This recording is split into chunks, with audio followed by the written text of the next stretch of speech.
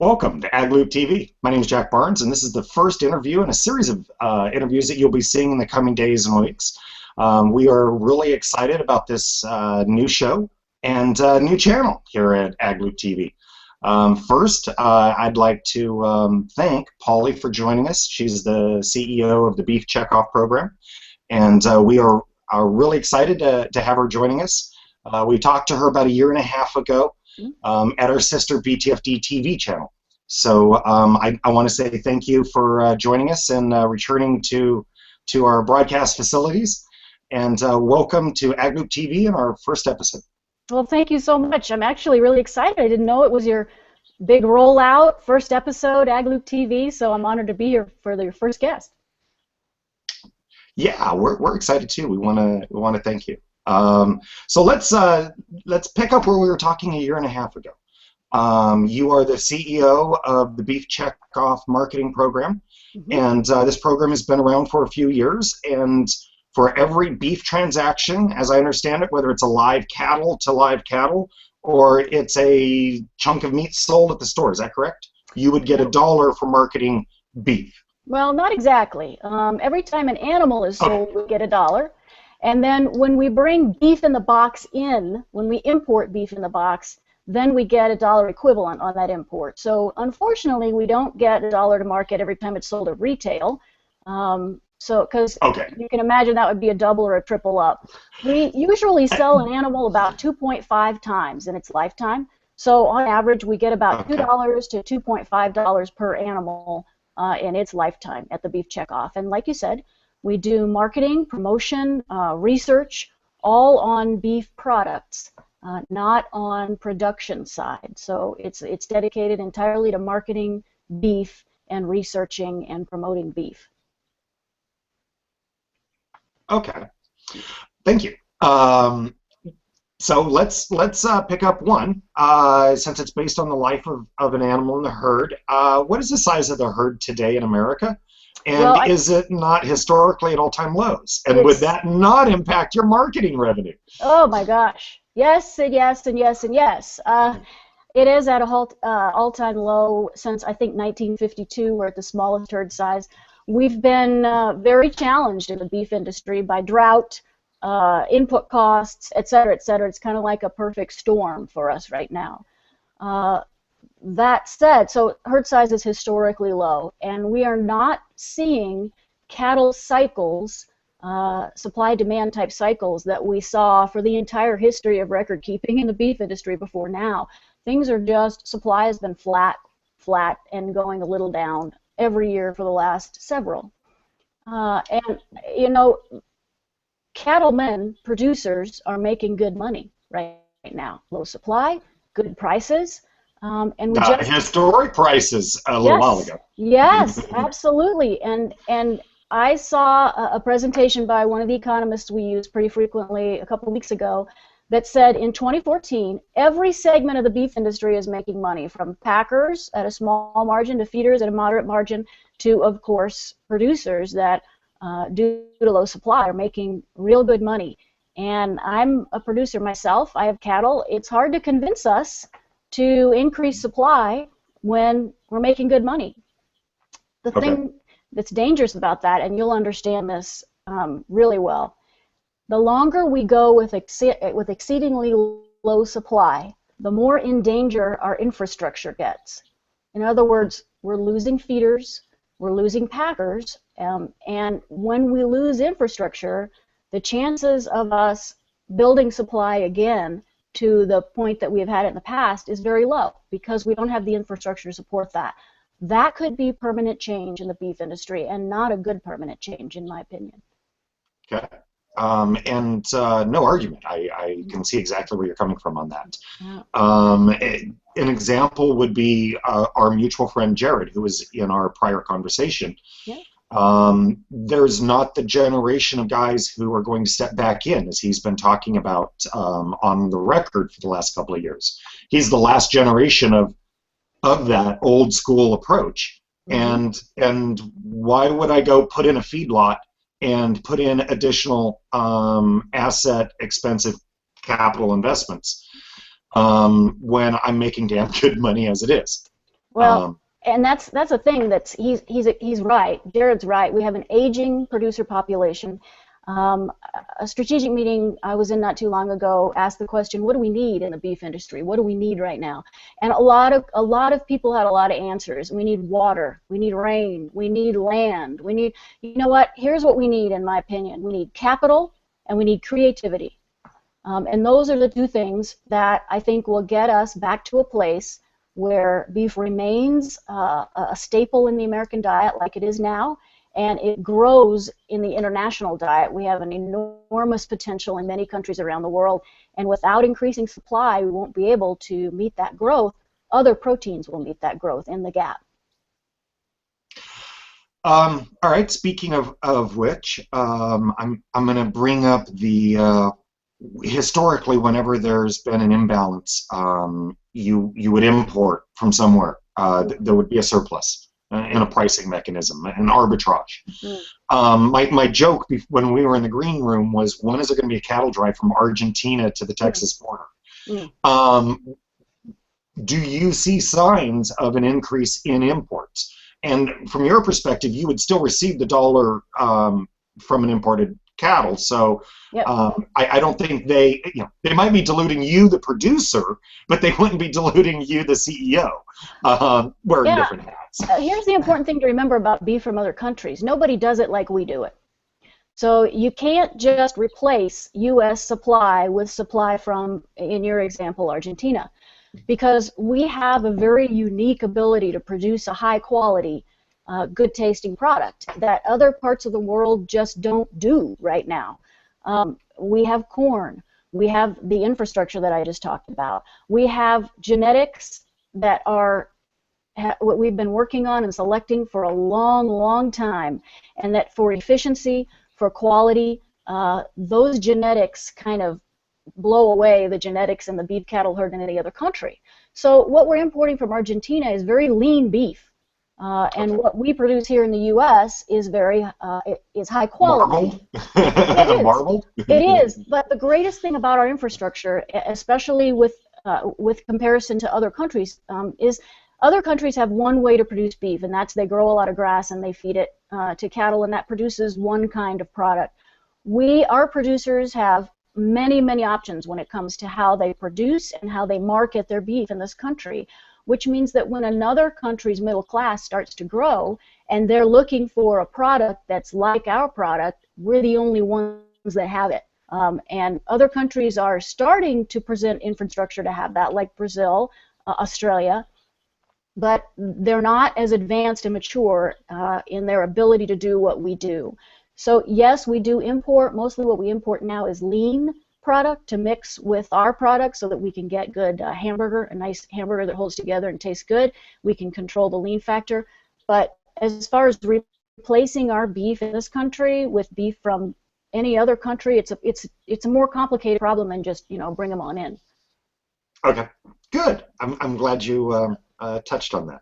So I've got a couple of questions here. I'd love to hit you with. None of them mean, I hope. Hit you with doesn't sound good. Okay. Offer you. You know what? Here comes the fake fight. Okay. So there was I'm just going to call it what appears to be a marketing stunt, although I'm not sure how to properly articulate that without trying to upset anyone. But you almost had a competitor in the beef marketing business, as I understand it.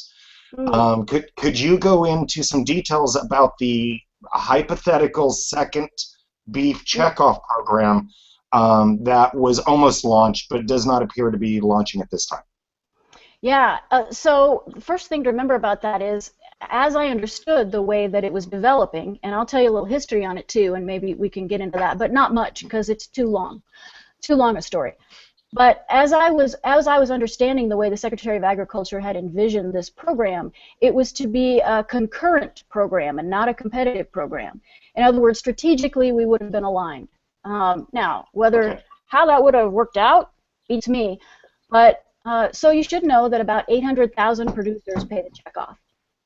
That's a lot of people, and believe it or not, they don't all agree on how to run the program. So everybody has their right to an opinion, especially since all of those people are investors in our program. So I think about 3.5 years ago, we put together a group, and it was a collaboration between the Secretary of Agriculture and the beef community. We put together a group to talk about how are we going to run the Checkoff program so that the greatest number of people can be satisfied not only with its inputs, but with its outcomes and its performance. That group met for 3 years and could not come to significant conclusions about process. They all agreed from the very beginning about outcomes, and that is, we agree the outcomes are great. We have data that support our outcomes. We have ROI studies on a regular basis. We think this program rocks, and you're doing a good job with outcomes. However, structurally, there are some things that we don't like about this program. They couldn't come to complete agreement in that amount of time. A majority of the groups agreed, but there were a couple that did not, and frankly still do not. So the Secretary asked for an update about how are y'all getting along with this? And he was told that, well, it's not, we can't all agree on everything. We all agree on the majority of the things. In my mind, the outcomes of this program are the most important thing. We've got to prove the value. But he said, well, if you all can't agree, I'm going to write a new one, and we're going to run it concurrently. And the Secretary said, and a good point, which I just made a minute ago, we have tremendous potential overseas right now. If we don't take advantage of this and invest in our marketing right now, then we're not going to be able to take advantage of the opportunities we have for the beef community right now. And he's right. I mean, he's right about that. So he kind of came out with, he put a publication in the Federal Register and said, what do you think about this idea of publishing another one? Got all the comments together. They were not supportive at all. and so... So you're saying that the trial balloon was more lead-lined than helium-lined, or helium-filled? It was a woo, woo, woo kind of thing. I just think that he honestly was... I had some good ideas, was probably trying to help us get more money in the marketing program, and producers just said, back off, we'll solve this ourselves, or we won't solve it at all, because let's face it, it's their money, and it's their investment.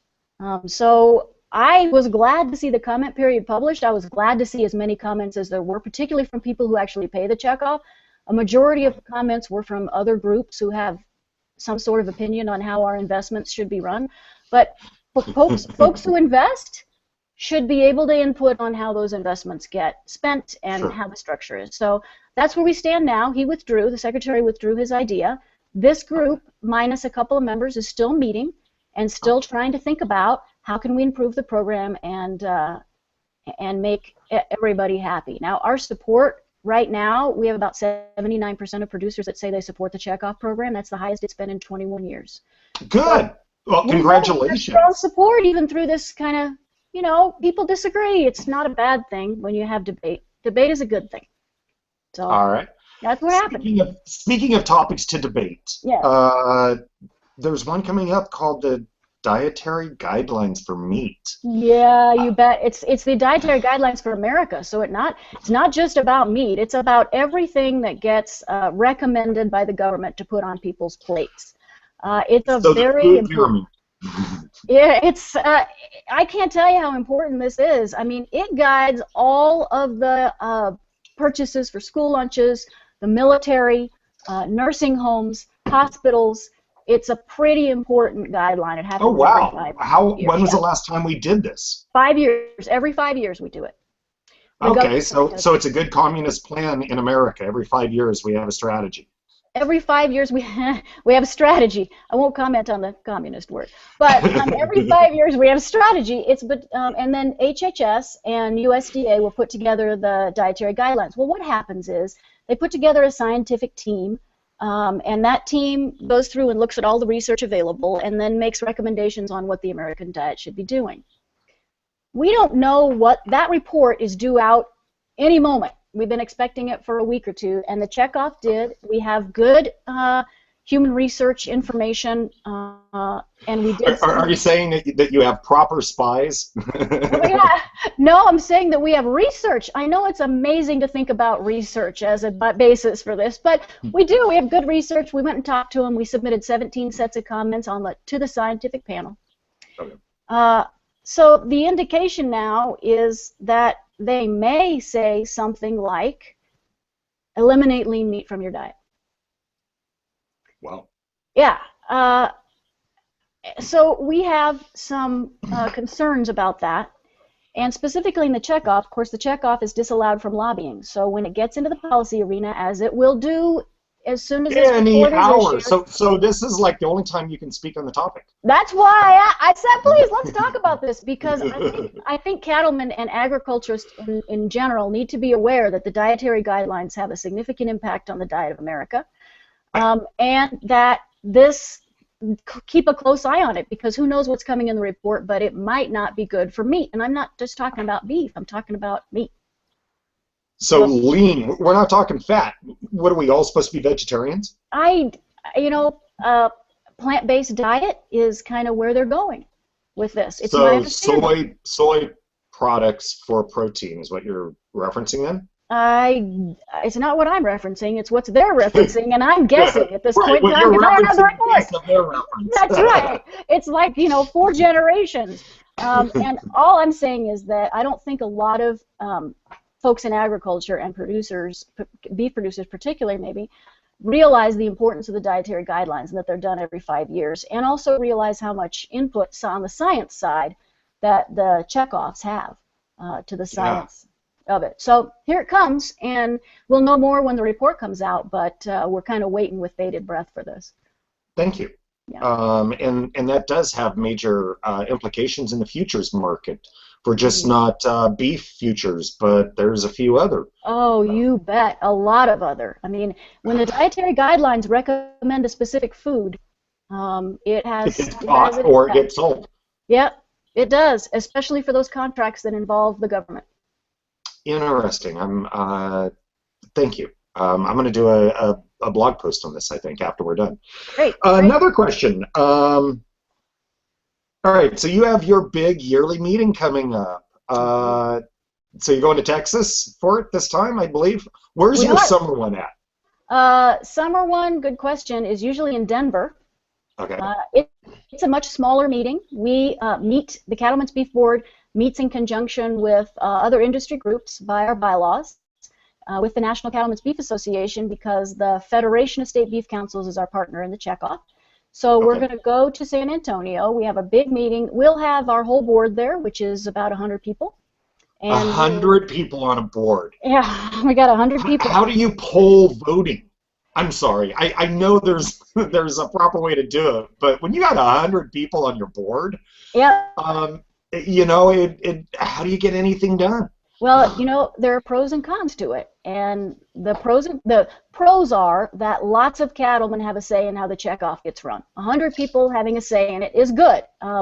That's a good thing. We got to get Jared on there. He would go nuts. There's too many people on the board for a city for him. Yeah, it's right. It's bigger than its town. No, and so we have a series of committees that, to your point about how do you get anything done with a board that size, we break it up into committees. The committees look at consumer demand, and our committee structure is by specific consumer demand area. So those committees decide what's important for the checkoff to work on and make recommendations to the board. And then the board views the committee recommendations, and that's really how we get stuff done. So yeah, we'll be in San Antonio in about a week, February 3rd, I think 4th it starts, and we'll have all of our strategic priority setting sessions at that meeting, and then we'll receive ideas from our contractors, and at the summer meeting, those committees will review all of the suggested contracts and make recommendations. So it's a year-long process. Year-long process with a big event. How long does it run, actually, when you get there? Is it a one-day or a multi-day event? 3 days is when the Cattlemen's Beef Board meetings are. There are other industry meetings that happen. Lots of people like to gather up. We'll probably have 7,000 people there. Oh, wow. Yeah, and so it's a big deal, and cattlemen like to come, and Texas is always a favorite place to come, as you can imagine. It's a beautiful place. From Denver to San Antonio this time of year, sign me up. So Yeah, it'll be nice. yeah. It'll be nice. Yeah. So we're almost, we've been talking now for about 20 minutes. Ooh, A couple great. of quick questions, and then I'll throw it to you to add any last comments you'd like to get on the record before any news is released. Um, so on one question, the cattle industry has added weight where it hasn't added Mm, volume in mm, numbers. So as I understand it, say cattle used, I'm making up numbers here, used to be 1,000 pounds at a certain stage, and now they're 1,200 pounds at that stage. yeah. Is that fair to believe that with genetics we can continue that kind of growth, or are we going to start, do you think, maxing out the genetic expansion and Mm, have to start expanding the numbers again? Well, that's a great question, and I think that both are true. I don't think it's an if or proposition. I think that we have a lot of potential to make cattle more efficient genetically, Okay. a lot of potential. So yes, I think we can continue to make cattle more efficient. That said, we're working with a biological system, and that system has physical limitations, and those limitations have impacts on things that are really important to us, like animal welfare. So I believe strongly that we can continue to get more efficient. How efficient that is and where we start testing the biologic system, we all need to think about those implications as we move forward. But I'm a strong believer in genetic improvement, and I think we still have a long way to go as far as genetic selection. Uh, Okay. Also, that said, when you think about beef demand, it's been very, very strong. So consumer demand for beef and willingness to pay for beef has been almost mind-blowing. Very, very good. Yeah, don't get me wrong. I'm very bitchy about the topic, but I still go and get my steak, and I still go and get my ribs, And beef ribs, I might add. All right. yes, we appreciate that. And frankly, everybody's just been, this last year, particularly in 2014, we all just sat around and said, wow, people love beef. And our job then is to make sure that they're getting the value for what they're paying for, that they have a great eating experience, that it tastes good, that it's juicy, that it's tender, because especially when folks are paying that much, they want good value. Yeah, I mean, hamburger, where I'm at out here in, you know, the hippie republic. I'll just put it that way. Um, I'm paying, 6.99 for my hamburger a Yeah, pound. I know. And it's going to I go up. can't find meat at 6.99 a pound. Um, I know. and so I guess a question is, when do we think that there might be a change in the pricing structure? When will there be a change in supply? Okay. That's the So question. it's And not in 2015, I'm afraid. The cattle industry is different from pork and poultry because it takes us a lot more time to turn that supply situation around. It takes us about 2 years from the time we make the decision that we want to turn it around as producers, the right. folks that are starting the chain, then it takes us about 2 years to actually turn it around. And in those 2 years, think about it, we're retaining females, which is taking additional supply out. Yeah. So, Yeah. yeah. So you would know this maybe. What is the average life expectancy of the herd in the U.S.? How long do we Um, keep a cow? yeah. Is that what you're asking? How long do we keep a cow? And I told you there were 800,000 producers, and there's probably 100,000 different philosophies on cow maintenance. But I will tell you that a cow sticks around in a herd for as long as she is productive. As Okay. long as she is sound and in good health and productive, meaning she has a calf every year, most producers will keep her around for as long as they can, given those type of parameters. I mean, I'm just approaching this from, say, the perspective of growing the herd, right? Right. So, is the herd average female herd life, say, 8 years? Oh, I see what you're saying. Um, Well, and in this supply situation, we have a young cow herd because what's happened as we've culled cows because of drought or other input things, we've culled the older animals. So our herd is mhm. much younger today than it was, and it may get even a little younger because those animals that get culled are the animals that are the older animals in the herd, which makes total sense. So we're Right. saving 5, 8 years, but I know some cattlemen that as long as a cow is sound and in good health will keep her 10, 11 years, you know, as long as Okay. she's doing good. Okay. Well, I want to thank you for joining us My on pleasure. our first episode here at, and I'm going to make sure I get it right all the way through, AgLoopTv. Excellent. Good job. You know why I'm having an articulation issue here. I'm used to Yeah. saying a different set of letters. I feel like I feel like someone who has changed, you know, businesses, and I'm now like broadcasting across the street or something at a different call sign. Yeah. But we are actually a combined associated project. Do you have any? This is your moment. Do you have anything that you would like to either ask me or go on the record and state of your free will? I've been waiting for this moment for years. The camera's yours. All I would say is that I thank the producers for their support of the Beef Checkoff program. Even though we've been in the media a lot this year, we still see strong support, and we still see those producers who pay it understanding the outcomes and understanding the importance of the program. That's the main thing I feel right now, is just blessed and grateful that even though we've had a large amount of debate, we're still rocking and rolling with beef marketing, and that's where we're going to keep focusing on that kind of stuff. So that's very gratifying to me, and I thank the audience very much. Thank you. And thank you for sharing with us. And we hope to have you back in a few months, maybe this summer. Sure, my pleasure. And we'll find out what happens to what is called the protein market in the U.S. Based upon the 5-year non-communist planning structure that gets rolled out for citizens, whether they like it or not. So that's my kind of comment on the topic is when the government believes that it's doing the planning best, we tend to have problems in planning. I'm a free market person while I live in the Republic of California. We all have our issues, I guess. So I want to thank you for joining us and giving us a voice into the markets. And we look forward to your return and a discussion of what changes between now and then. Sounds good. Thanks so much.